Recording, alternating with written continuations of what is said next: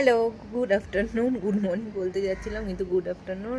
ফেসবুকে ভিডিওতে তোমাদের সাথে আবার গল্প করতে চলে আসলাম। আজকে আমার উইক অফ, আর উইক অফ থাকার কারণে সকাল থেকে প্রচুর কাজকর্ম ছিল, তো সেগুলো সারতে সারতে অনেক বেলা হয়ে গেছে। এখন বাজে প্রায় প্রায় 1টা বাজে, সবে স্নান করে উঠলাম।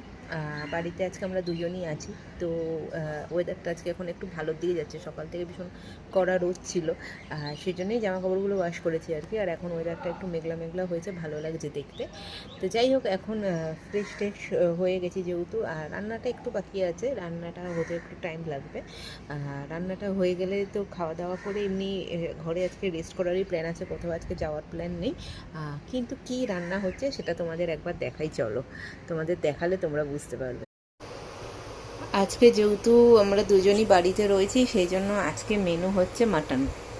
মাটন ভাত, না একটু তরকারিও আছে, একটু তরকারিও করেছি আমি আলু পটলের। আর এই মাটনটা রান্না আমি করিনি, আমার ঘরে যে শেফ আছেন উনিই করে নিয়েছেন। আমি বাকি কাজকর্মগুলো সেরেছিলাম।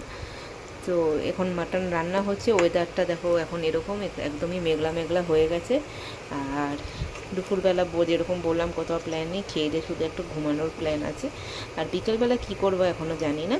তো যাই হোক, তোমরা ভিডিও দেখতে থাকো, আরও ভিডিও দিচ্ছি।